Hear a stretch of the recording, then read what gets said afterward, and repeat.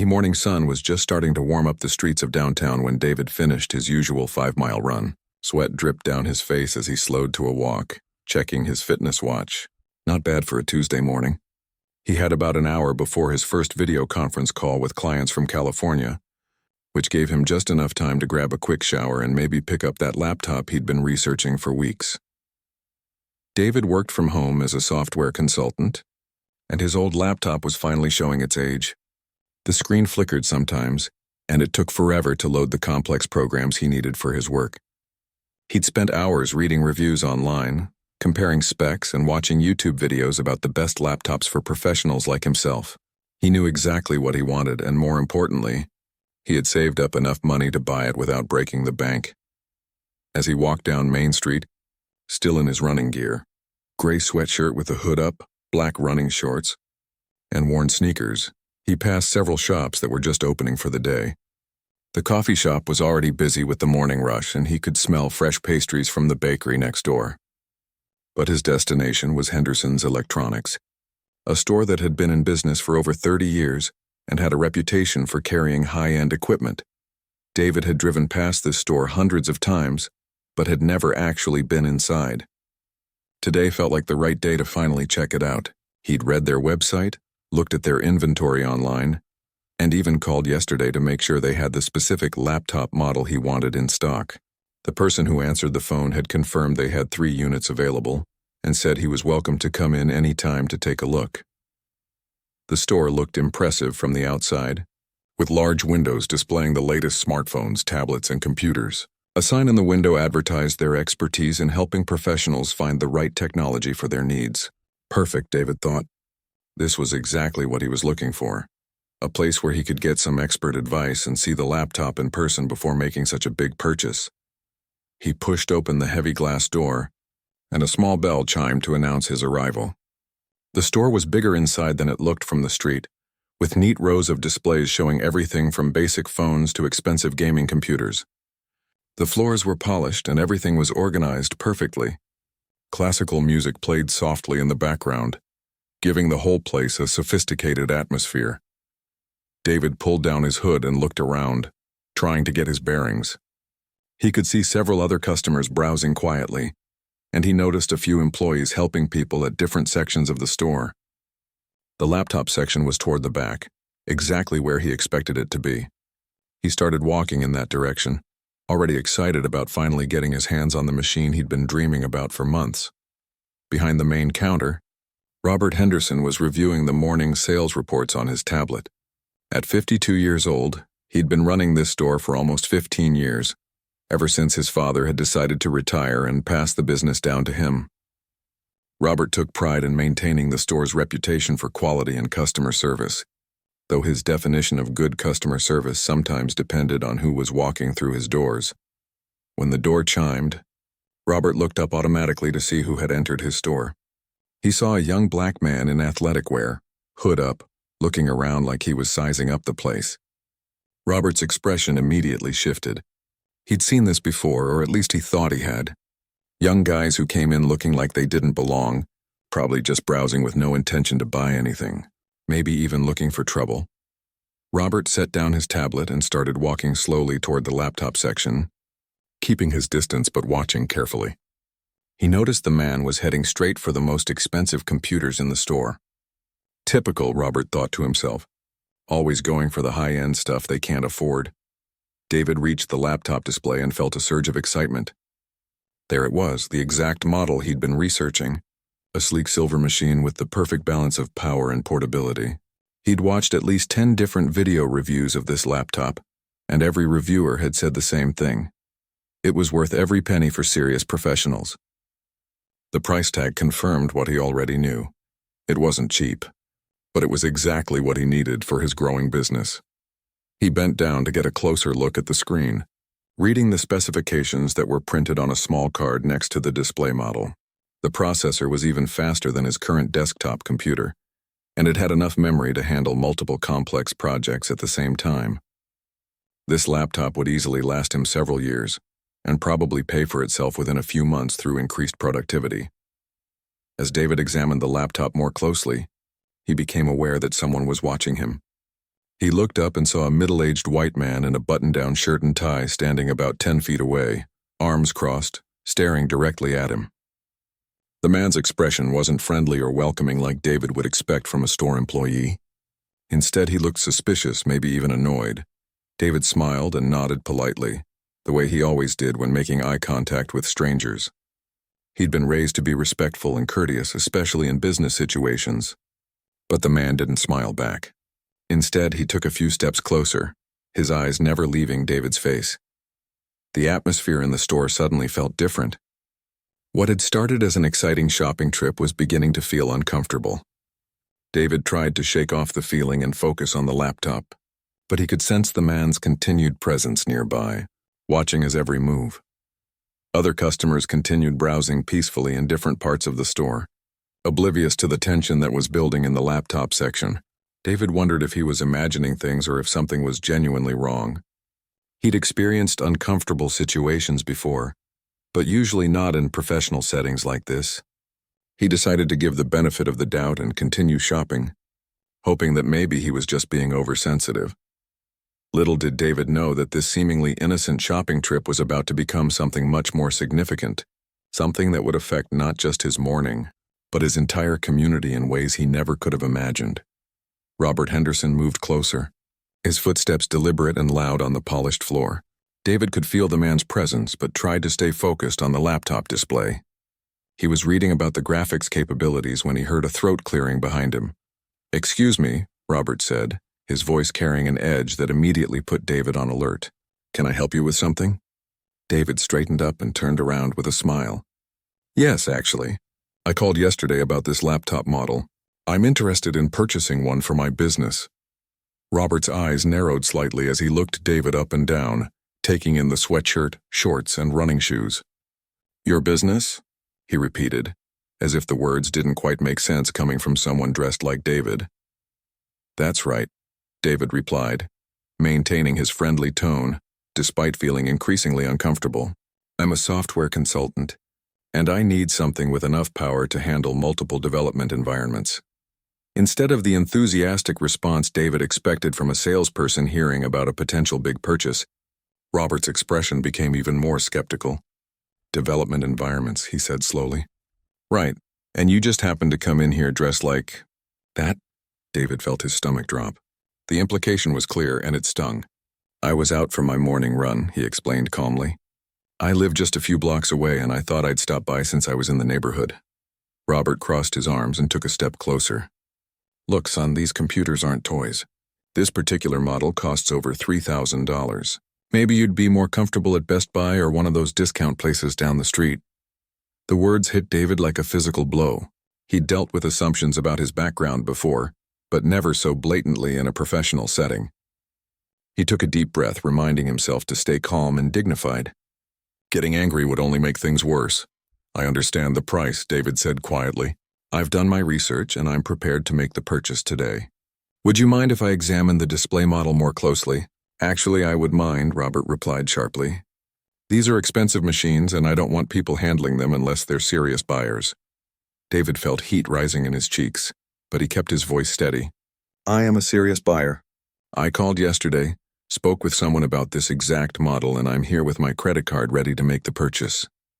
Robert let out a dismissive laugh. "Your credit card? Listen, I've been in this business for 15 years. I can tell when someone is genuinely interested in buying and when they're just looking around. And right now you're just looking around." The conversation was starting to attract attention from other customers. David noticed a well-dressed older woman browsing tablets nearby had stopped what she was doing and was now listening to their exchange. At another display, a young couple shopping for phones had also turned to watch what was happening. David pulled out his phone, thinking he could show Robert the research he'd done, maybe even pull up his business website to prove he was legitimate. But as soon as his phone appeared, Robert's entire demeanor changed. "What are you doing?" Robert demanded, his voice rising.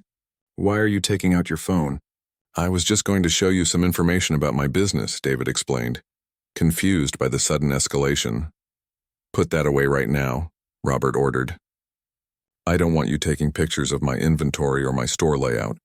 David stared at him in disbelief. I'm not taking pictures. I was trying to show you that I'm a legitimate customer. That's what they all say, Robert muttered, but loud enough for David to hear clearly. The situation was spinning out of control faster than David could process. What had started as a simple shopping trip was turning into something he'd never experienced before. He could feel the eyes of other customers on him, and he was acutely aware that he was the only black person in the store. "Sir," David said, trying one more time to de-escalate the situation, "I think there's been a misunderstanding. I'm here to buy a laptop for my software consulting business. I have the money and I know exactly what I want. Can we please start over?" But Robert was having none of it. "No, we cannot start over. I want you to leave my store right now." The words echoed through the laptop section, and David felt like everyone in the store had heard them. The classical music that had seemed so sophisticated when he walked in now sounded like a soundtrack to his humiliation. "I'm sorry, what?" David asked, hoping he'd misheard. "You heard me," Robert said, his voice getting louder. "I want you out of my store now." David looked around at the other customers, hoping someone might step in or at least acknowledge how wrong this was. The older woman with the tablet was staring openly now, her mouth slightly open in shock. The young couple had moved closer, clearly listening to every word, but nobody said anything. "I haven't done anything wrong," David said, his voice barely above a whisper. "I came here to buy a laptop." "And I'm telling you to leave," Robert replied.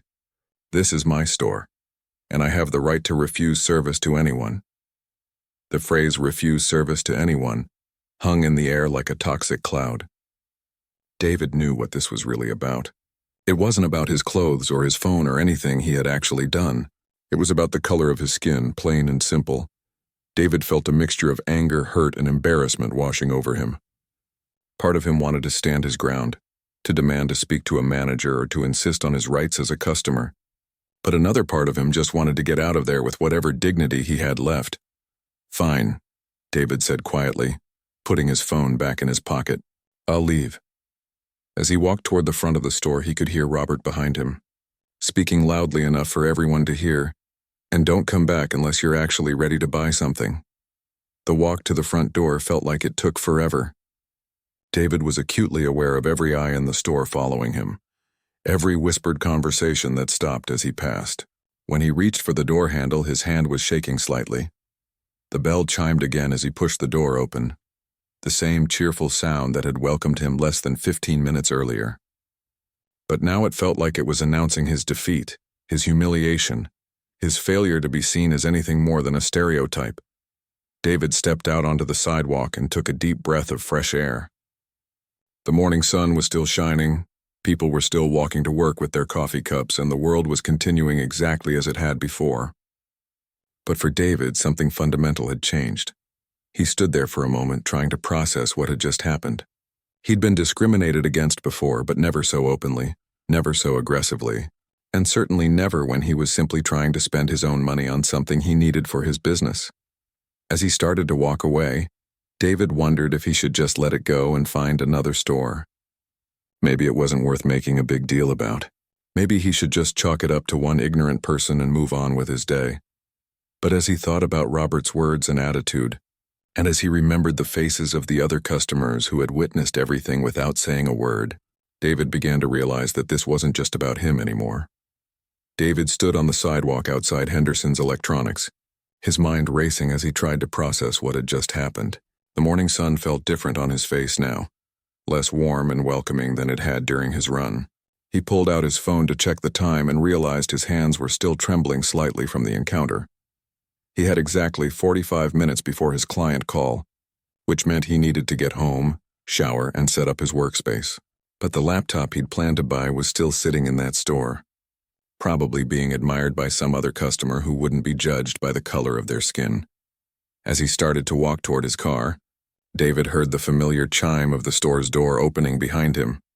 He didn't turn around at first, assuming it was just another customer going about their normal business. But then he heard footsteps quickening as if someone was trying to catch up with him. "Excuse me," called a woman's voice. "Excuse me, sir." David turned around to see the older woman who had been browsing tablets during his confrontation with Robert. She was probably in her 60s with silver hair pulled back in a neat bun and wearing a professional-looking navy blazer. She was hurrying toward him with a determined expression on her face. "I'm so sorry to bother you," she said as she approached, slightly out of breath. "But I had to come out here. I witnessed what just happened in there, and I couldn't just let you walk away without saying something." David studied her face, trying to read her intentions. "It's okay," he said carefully. "These things happen." "No, it's not okay," she replied firmly. "What I just saw in there was completely unacceptable. That man treated you terribly, and it had nothing to do with your clothes or anything else he tried to make it about." The validation felt like cool water on a burn. David hadn't realized how much he needed to hear someone else acknowledge what had really happened until this stranger was standing in front of him, confirming that he wasn't imagining things. "I appreciate you saying that," David said. "I really do. But I'm not sure there's much I can do about it." The woman extended her hand. "I'm Patricia Chen, and I work for Channel 7 News. I was in there looking at cameras for our field reporters when I heard that whole exchange. What happened to you was discrimination, pure and simple." David shook her hand, surprised by this revelation. "A news reporter?" 23 years in journalism," Patricia said. "And I've seen enough stories like this to know injustice when I witness it firsthand. The way that store owner treated you was not only morally wrong, it was probably illegal." David looked back at the store, where he could see Robert through the large windows, apparently back to business as usual, chatting with a customer near the phone display. "I don't want to make a big deal out of this," he said. "I just wanted to buy a laptop and go about my day." "I understand that impulse," Patricia said gently, "and I'm not going to pressure you into anything you're not comfortable with. But I want you to know that what happened in there happens to people every day. And most of the time, nobody sees it or talks about it. Today, someone saw it." David thought about his client call, about the work he needed to do, about his preference for staying out of the spotlight. He'd built his consulting business by being reliable and professional, by letting his work speak for itself. Getting involved in a public controversy wasn't part of his business plan. But as he stood there on the sidewalk, he also thought about other people who might walk into that store and face the same treatment he'd just experienced. He thought about young black entrepreneurs who might be discouraged from pursuing their dreams because of encounters like this. He thought about the message it sent when discrimination was allowed to happen without consequences. "What would it involve?" David asked. "If I were to speak out about this, I mean." Patricia's eyes lit up, but she kept her tone professional. "It would be completely up to you how much or how little you want to share. We could do a simple interview about what happened, focusing on the facts of the incident. You'd have complete control over how you're portrayed." David pulled out his phone again and looked at his calendar. The client call was important, but it could be rescheduled if necessary. His business was doing well enough that missing one meeting wouldn't hurt him financially. And maybe, just maybe, using his voice might help someone else down the road. "I need to be honest with you," David said. "I'm not just some random guy who wandered into that store. I run a software consulting company. I employ 12 people. And I've been featured in the Business Journal twice for my work in the community. If this story gets out, it's going to reflect on more than just me." Patricia nodded thoughtfully. "That actually makes your story even more powerful. You're not just a victim of discrimination. You're a successful business owner who was treated like a criminal, simply because of how you look. That's a story people need to hear." David thought about his employees. A diverse group of talented programmers and designers who looked up to him as a leader. What would they think if they knew their boss had been kicked out of a store like a shoplifter? But then he realized they'd probably be proud of him for standing up against injustice. "Okay," David said finally. "Let's do it." Patricia smiled and pulled out her own phone. "I can have a camera crew here in 30 minutes, or we and do this at a location that's more comfortable for you. Whatever works better." "Actually," David said, looking back at the store, "I think right here is perfect. People should see the store where this happened." As Patricia made her calls to set up the interview, David called his client to reschedule their meeting. He explained briefly that something unexpected had come up, and his client was understanding. David had built his reputation on reliability, so his clients knew that if he needed to reschedule, it must be important. Within 25 minutes, a Channel 7 news van pulled up to the curb. David watched as two technicians set up equipment while Patricia spoke with her producer about the story. This was really happening. He was about to share his experience with thousands of people.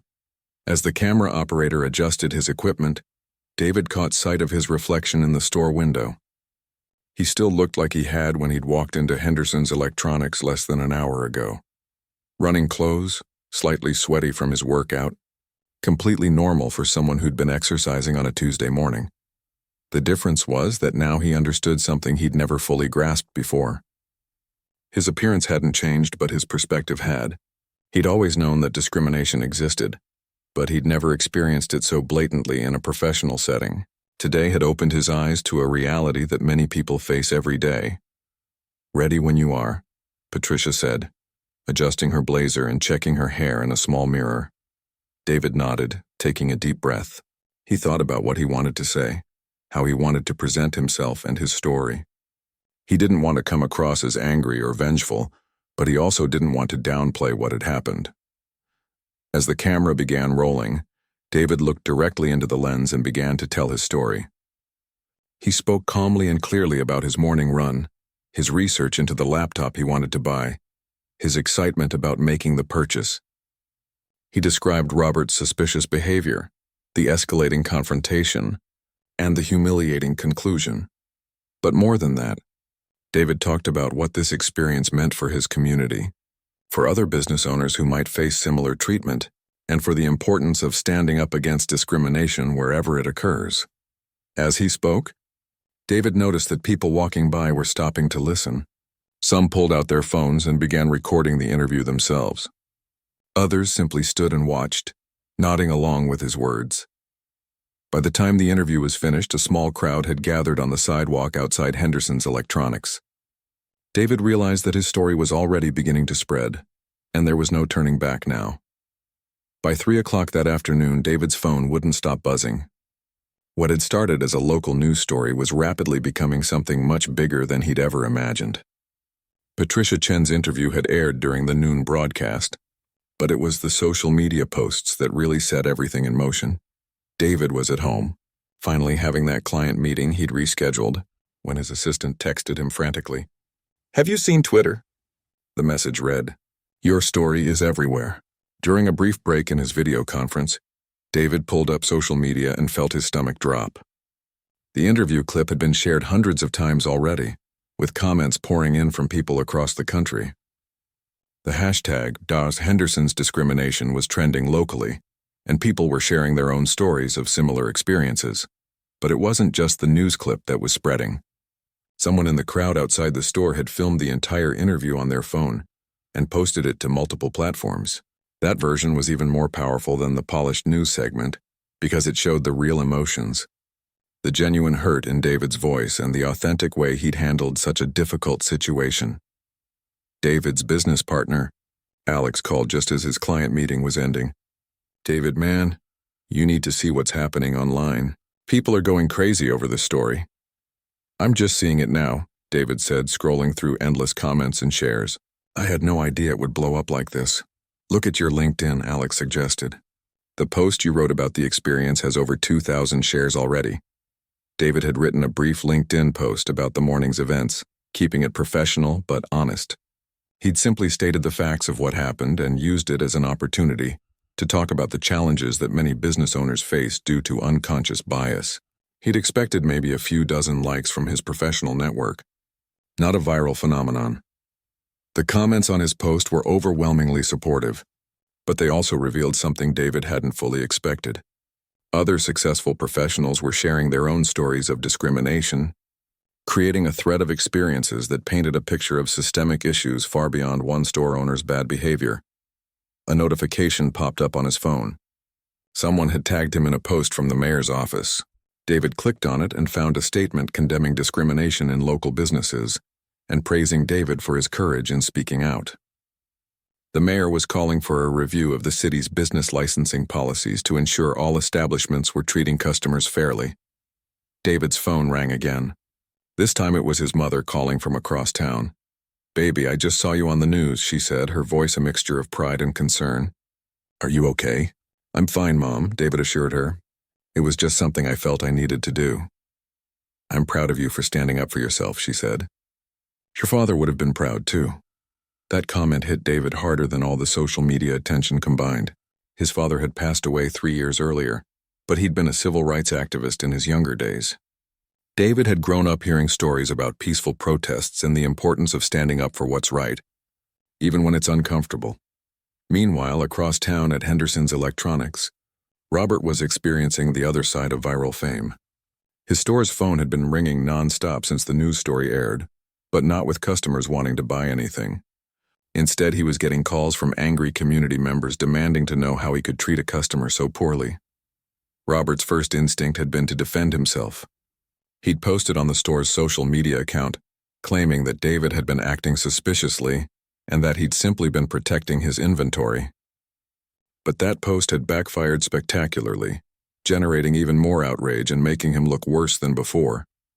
By early evening, David was getting calls from major news outlets. CNN wanted to do a segment about discrimination in small businesses. The New York Times was working on an article about how social media was amplifying stories of everyday prejudice. Even some national television shows were reaching out about potential interviews. David's story was resonating because it wasn't just about one bad interaction. It was about the daily reality that many successful people of color face, the constant need to prove they belong in spaces where others are automatically welcomed. It was about the intersection of success and discrimination, and how prejudice persists regardless of someone's achievements or social status. The response wasn't just online. By Wednesday morning, there were protesters outside Henderson's Electronics. They weren't angry or violent. Instead, they carried signs with messages like "All customers deserve respect" and "Judge character, not color." Some of the protesters were David's business clients who had learned about the incident and wanted to show their support local. Business leaders began distancing themselves from Henderson's Electronics. The Downtown Business Association released a statement saying that Robert's behavior didn't represent the values of their organization. 3 major suppliers announced they were suspending their relationships with the store, pending a review of their policies. David found himself in an unexpected position. He'd become an accidental activist, a spokesperson for an issue he'd never intended to champion. Interview requests were pouring in from around the country, and his story was being used as an example in discussions about modern discrimination and the power of social media to create accountability. But the most meaningful response came from his local community. Other Black business owners reached out to share their own experiences and to thank David for giving them courage to speak up when they faced similar situations. Young entrepreneurs contacted him, saying his story had inspired them to pursue their dreams despite potential obstacles. The economic impact on Henderson's Electronics was swift and severe. Foot traffic dropped to almost nothing as potential customers stayed away. Several large corporate accounts canceled their orders, citing company policies about not doing business with organizations that discriminate. The store's online reviews plummeted as people who had never even been inside left negative feedback about Robert's behavior. Robert tried to salvage the situation with a formal apology posted on the store's website, but it felt calculated and insincere. He claimed he'd misunderstood David's intentions and insisted he wasn't prejudiced, but the damage was already done. The business community had rendered its verdict, and it wasn't favorable. Meanwhile, David was grappling with his newfound platform. He hadn't set out to become a public figure, but that's exactly what was happening. His consulting business was getting more attention than ever, with potential clients reaching out specifically because they'd heard his story and admired how he'd handled the situation. David realized he had a choice to make. He could try to fade back into private life and let the attention die down, or he could use this moment to make a lasting difference. As he read through hundreds of messages from people who had been inspired by his story, the decision became clear. This wasn't just about one laptop or one store anymore. It was about creating a community where everyone felt welcome and respected, regardless of how they looked or where they came from, and somehow David had become the person positioned to help make that happen. 2 weeks after the incident, David stood in front of what used to be Henderson's Electronics, now holding a set of keys and architectural plans. The for lease sign had only been up for 3 days before David's real estate agent called with an opportunity that felt like destiny. Robert Henderson had been forced to close his store after losing nearly all his business relationships and customer base. The final blow had come when his landlord, facing pressure from other tenants and negative publicity for the entire shopping complex, had chosen not to renew Robert's lease.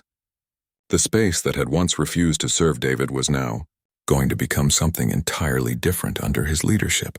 The 2 weeks between the viral news story and this moment had been a whirlwind of changes that David never could have predicted. His consulting business had grown by 40% almost overnight, with new clients specifically seeking him out because of his story. But more importantly, David had discovered a passion for community advocacy that he never knew he possessed.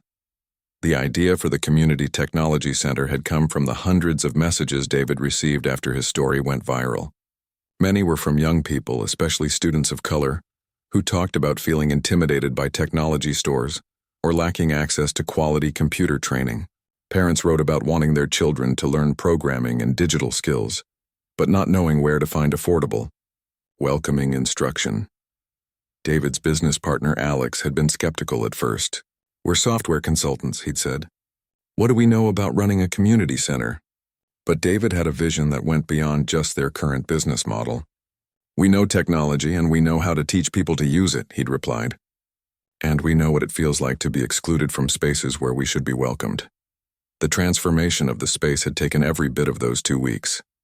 David had assembled a team of contractors, designers, and volunteers who worked around the clock to convert the former electronics store into a bright, welcoming learning environment.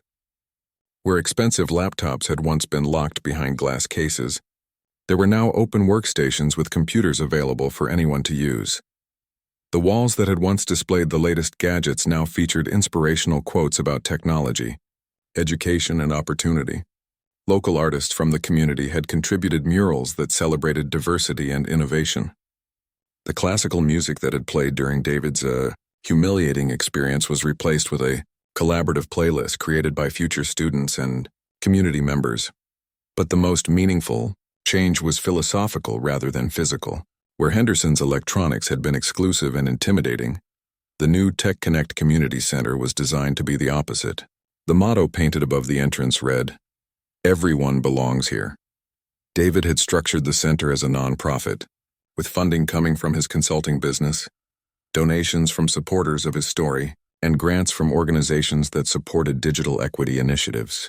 Major technology companies, inspired by David's story and wanting to support positive community change, had donated equipment and software licenses. The programming was diverse and accessible. There were basic computer literacy classes for seniors, coding boot camps for teenagers, digital marketing workshops for small business owners, and even specialized sessions for people looking to start their own technology companies. Everything was offered on a sliding scale fee structure, with many services completely free for those who couldn't afford to pay.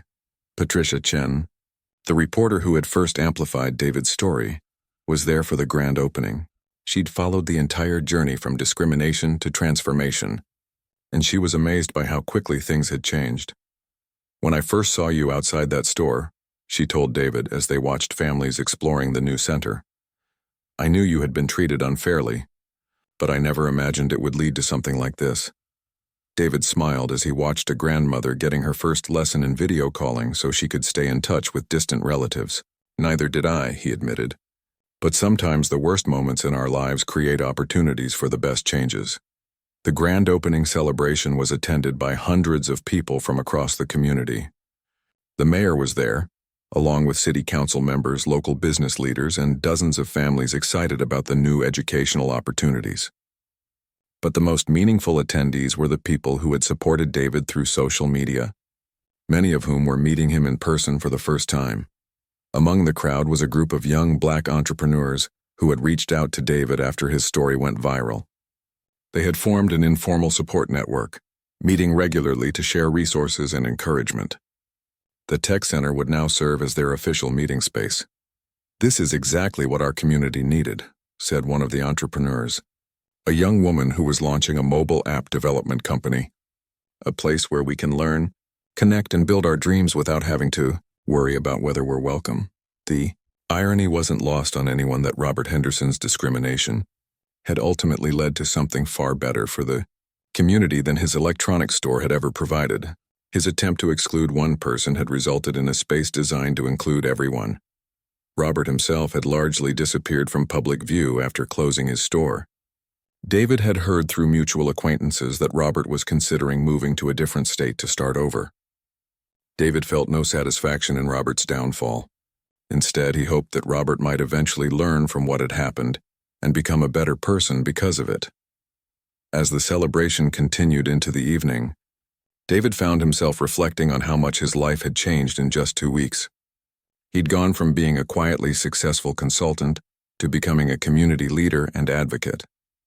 His business was thriving, but more importantly, he felt like he was making a real difference in people's lives. The laptop he'd originally tried to buy was never purchased from Henderson's Electronics. Instead, David had bought it from a different store where he was treated with respect and professionalism. But he rarely thought about that laptop anymore.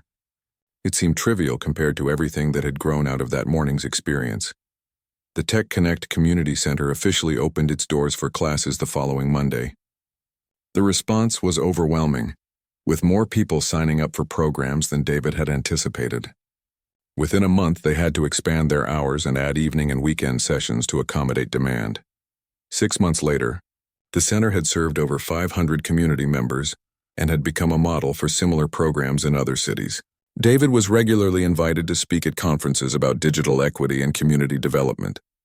His consulting business had grown into a full-service technology company with 23 employees, many of whom had been trained at the community center. The space that had once made David feel unwelcome had become the place where hundreds of people discovered their potential and launched their dreams. It was proof that sometimes the most painful experiences can become the catalyst for the most beautiful changes. As David locked up the center one evening after a particularly successful coding bootcamp graduation, he paused to look at the inscription above the door once more. "Everyone belongs here." Those 3 words had become more than just a motto. They had become a promise that he worked every day to fulfill. The story that had started with discrimination had ended with transformation, not just for David, but for an entire community. And it all began with one person's decision to stand up and speak out, even when it would have been easier to stay silent.